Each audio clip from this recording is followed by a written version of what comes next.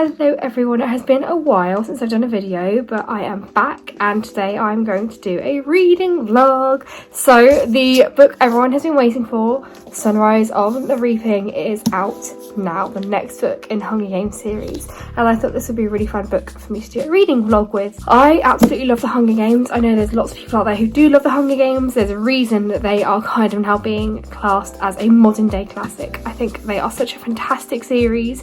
The social commentary on them is incredibly well done. I think they're a very timeless series where even though it's dystopian fiction / fantasy, it feels like it's something that could essentially happen one day. It could be real. And I think the way that Suzanne Collins writes is incredible. The writing style is fantastic. The characters are always brilliant, and she has a really good way of bringing everything and everyone to life and breaking your heart, whilst also having these incredibly hard-hitting and powerful political messages within her books. So I absolutely adore the Hunger Games. I remember reading them as a teenager and being blown away, and then when I read The Ballad of Songbirds and Snakes, I had that exact same emotion come back to me, only that much older. So I am really excited for this book here. I have been begging for Haymitch's story, and I think, you know, the relevance of the Hunger Games books has never gone away. I think if anything, it's only become more relevant, and therefore the books are that much more hard-hitting. So I think that, you know, there's not a better time for them to still have this huge critical acclaim. So I'm going to read Sunrise on the Reaping, and I'm going to video my thoughts as I go. But I'm really excited to see what this book has in store. I am a slow reader, so I don't know when this video is going to go live, but the Hunger Games books do have this really addictive writing style, I feel, where once you start reading, it's really hard to stop because there's always more that you want to just devour the whole book. And I know that from people who have finished this already, they said that Haymitch goes through it. But I'm really excited to get reading, so yeah, I'll take you along with me. I did actually go to a Sunrise on the Reaping launch party at my local Waterstones. I did a little TikTok video on that, which you can watch on my TikTok page should you like to. But this video is going to be purely about my reading journey with this book.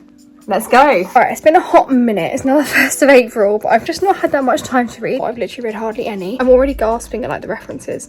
I read the word Covey, Everdeen and Baird, and I was like, oh, this is gonna hurt me. The way that Haymitch was chosen for the Reaping, no spoilers, but oh my god. And in terms of like the writing style and the story, this feels closer to the original Hunger Games trilogy. I think that Ballad of Songbirds and Snakes was absolutely fantastic. I loved that book, but it felt very different in the way it was written and the way the story was, whereas this feels closer to that original trilogy. I know I'm going to love it so much, but I know it's going to absolutely emotionally destroy me. So yeah, I've only read 6 chapters, but I'm already like, this is going to be good. Okay, from this point onwards there's going to be spoilers because I cannot talk about this book without spoilers. Mags is Haymitch's mentor. Mags as in Catching Fire. Oh my god, I am loving all the links to the previous books in this so much. I love how so much of The Ballad of Songbirds and Snakes is woven into this. Chapter 9 is all about Snow and Haymitch, and I love how much of what Snow is reading, obviously Haymitch doesn't know his background, but we do, so we can read between the lines of what he's saying, and oh, I just think it's so clever.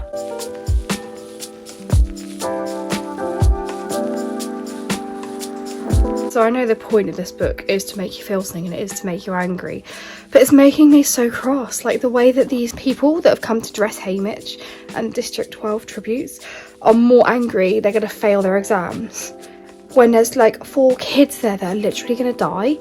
Like, come on, have some perspective. Obviously, like, if you're going to moan about that, don't do it in the same room as 4 children that are literally walking to their deaths. I'm kind of like losing track of all the cameos and mentions of other characters because there's so many, but I'm really enjoying it.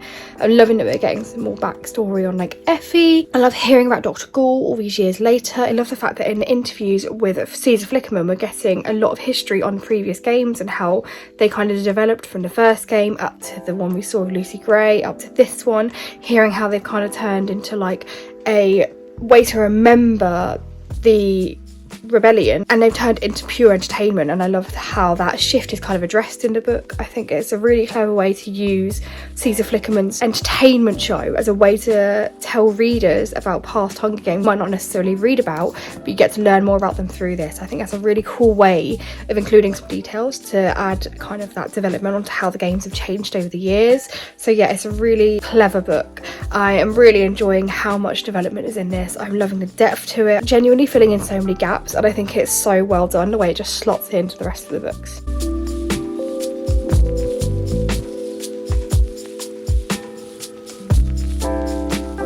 Oh my god, Lulu's death in this is savage. Oh my god, that's heartbreaking. I know obviously most of the kids in this book are going to die, but that, because of the way that we meet Lulu and because of what we know about her when we meet her, that she's not Luella, she's kind of being controlled by the Capitol, makes her death that much harder, because it's almost like she's died twice, because she lost herself and then actually died. That chapter cut me up. That was brutal. So I've just read chapter 18, and I know this whole book is heartbreaking, this whole universe, this whole series is heartbreaking, and it's made me really emotional and really moved me while reading it, which is of course the intention. But I genuinely think Ampert's death is the most brutal one so far. That's the one that I actually had to put the book down for a minute. It's just brutal and harrowing and beyond evil. Like, evil doesn't even come close. To torture someone in such a cruel and vicious way, that was awful. Also, that whole chapter, my heart was in my mouth, where they were trying to drown the arena, and when he came out and Ampert was gone, like, the drowning in the arena, I was so tense. I was on the edge of my seat reading that, and then when he came out and Ampert was gone and there was no sign of a struggle, I was panicking. I was like, okay, something bad is going to happen now, and I was right. And then I put the book down and I had a bit of a cry. This book is harsh. Suzanne Collins is not messing around. I just thought something else quite interesting as well about chapter 18 and Ampert's death is I think it's quite a nice parallel. Not nice, that's not the word, but there's a noticeable parallel, I think, between that death and the snakes used in the Ballad of Songbirds and Snakes, where in a sense in Songbirds and Snakes, so they're given a scent or some sort of indication of a person to avoid, and they will not harm them, which we saw with Lucy Gray. And I find that it's really interesting to read the opposite side of this one, where they are only trained to kill one person and they ignore everyone else. So yeah, I just thought that was a nice little link, a clever parallel to take two similar kind of plot points but have complete opposing ways of writing that. Does that make sense? I know what I mean in my head. I hope it comes across.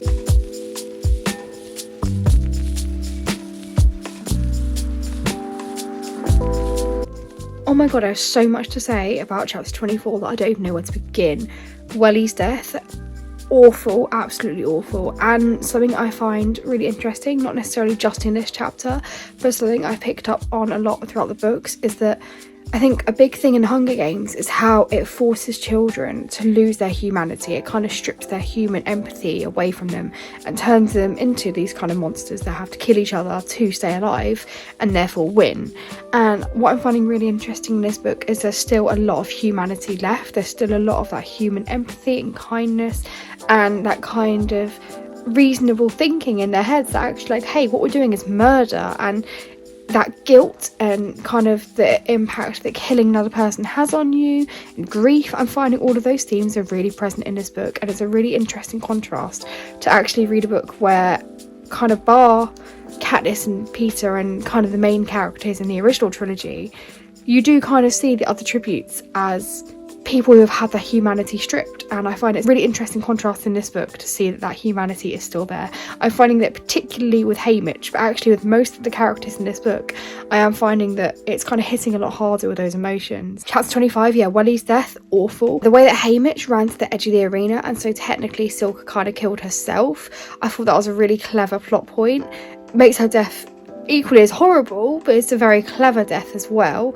I also kind of love is not the right word, but I really like the way that in his kind of final moments of him being alive, he's like, I'm going to use every opportunity I have right up until my last breath to defy the Capitol, to defy the games. And he uses his last breaths, or what he thinks is his last breaths, to still do a bit of a mini rebellion of his own and try and blow up the arena if he can. So yeah, chapter 25, that was a big chapter. Oh my goodness, that was really interesting to read. Just as I think this book can't get any worse, it does. Like, it's a fantastic book, it's incredibly well written, but also at the same time it's a harrowing book to read, and it's almost like it can't get any worse than this. And then it does. And you know what, in a weird way, that's kind of some of my favourite kind of books, like just where it keeps on getting worse, because actually I think they're kind of realistic, and for me they're quite enjoyable to read, and they're the most thought-provoking kind of books. So yeah, really loved that chapter. That was a really good chapter.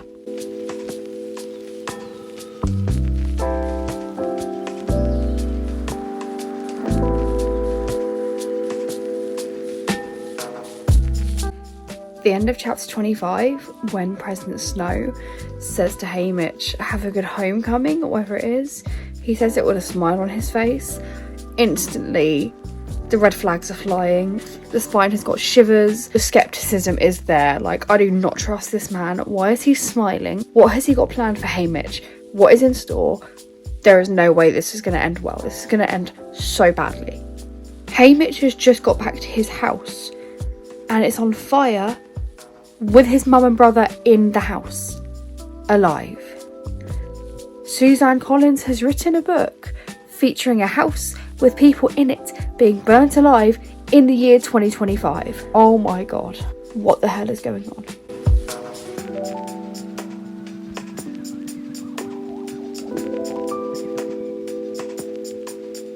I didn't think it was possible for Lucy Gray's song The Old There Before to be even more heart-wrenching and heartbreaking. This book proves it. This is not an easy read. Oh my god, Lenore Dove's death. Oh my god. If there is any person out there who still somehow, in any way, shape or form, tries to justify President Snow, how? Oh my god, that was awful. I know the whole Hunger Games is awful, but it doesn't get any easier no matter how many people you read dying in whatever ways. It doesn't get any easier. Oh my god, I actually had hope for Haymitch then, and we know from the Hunger Games he ends up alone, so I knew she was going to die somehow. I knew that from the first chapter, but that proper crept up on me. That was horrible. I think after the Ballad of Songbirds and Snakes, we got to see a smidgen of Snow's humanity before he goes complete capital, complete evil. You got to see elements of humanity. And this has just wiped every single aspect of that out. That man is good for nothing. So I know I said, like, it feels like things can't get any worse, and then it does. Reading Haymitch push everyone away, and reading how when he throws a rock and it hits Astrid, and that's worse than anything he's done in the Hunger Games, that hurts him more. This is really...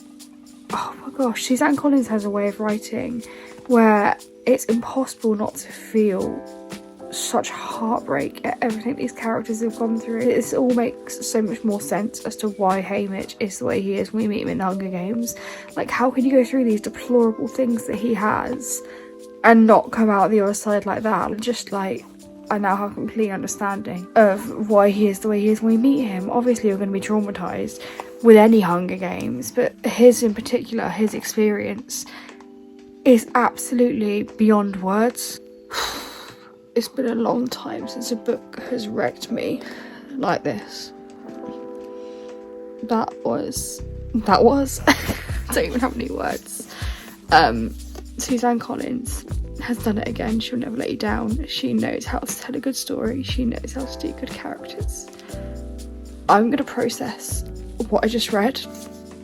I'm gonna stop crying and I will come back when I've had time to process with my full thoughts on this book. But yeah, wow. Now I know why everyone said that this is the definition of emotional trauma, because I'm feeling that now. Yeah, this is not for the faint of heart. Alright, Sunrise on the Reaping. Let's talk about it. It has been a good couple of days and I've let everything process. To be honest, I think most of what I want to say I've already said in a video, but I'm just gonna like summarise my general reading thoughts. In terms of it being a prequel book, I think this is absolutely incredible. Potentially one of my favourite prequels ever, because I think to do a prequel you have to be adding something to the story. I don't think you should be writing a prequel just because you want to make more money off a book. This isn't really pointing at anyone in particular, but I just think in terms of the prequels I've read, I think this added a lot to the Hunger Games universe. I really liked the Ballad of Songbirds and Snakes, but I think this felt closer to the original writing of the Hunger Games. I think the Ballad of Songbirds and Snakes felt like a very different kind of writing style, a very different kind of storytelling style, and I think that makes sense given the context of the book, because we were looking more at President Snow rather than the actual tributes themselves. But I think this felt close to the Hunger Games writing style, which is why I think I enjoyed it so much, because it was that dark, gritty kind of writing style that we're used to. It really emphasised the fact that these things are absolutely horrific. No one should be going through anything that these kids are, or any of these families, or any of these people in general really, even like kind of the people who work for the Capitol who obviously don't agree with what they're doing. I think no one should be going through anything in this universe, and I think this book really emphasises that. And I think that it's a very cleverly written book in the way that it does reflect our society. Obviously our society isn't quite at the point where we're sending kids off to get murdered, but there's a lot of kind of links that you can see from today's society in this book, and I think that's been really cleverly addressed in a way that's not like glaringly obvious like a neon sign, but you can see it. So I think Suzanne Collins' writing style is really clever. It's so emotive and heartbreaking, and just when you think things can't get worse for everyone, they still do. And I think it's not even in the case of like just for a dramatic effect. It feels real, it feels authentic, it feels like a natural direction for the plot to go, a natural journey for those characters to end up on. But it's not an easy read at all, which of course is the point, and I think this was just brilliant from start to finish. Absolutely heartbreaking, absolutely harrowing. There were times where I was really like, I don't know if I can carry on reading, or I have to take a pause to take a breath, but it was absolutely incredible. There's a reason that the Hunger Games are being called modern day classics, and this is only adding to that reason why. I cried. I now completely understand Haymitch so much more. When Katniss came along, it became a symbol of the rebellion and eventually did bring the Hunger Games to an end. Of course it was a celebration and a victory for everyone, but that must have meant so much more to Haymitch given everything he goes through. I loved all the cameos, I loved all the nods to all the previous books, I loved all the Easter eggs. Suzanne Collins, I just think she's absolutely amazing. I have no more words. If you haven't read The Hunger Games, why are you watching this video? If you've read The Hunger Games but you haven't read this, you need to read this. This is going to be one of the top books of 2025, I think. I feel like I've just not really said anything of value, but I loved the book, if you can't tell. I hope you enjoyed this video. I hope it was somewhat entertaining, getting to laugh at me just reading a book and sharing my thoughts as I went. So thank you for watching. I hope you're all reading something you're enjoying. And if you're not reading, I hope you're just looking after yourself, staying happy and healthy. Take care of yourselves, take care of each other, and I will see you all again soon. Bye!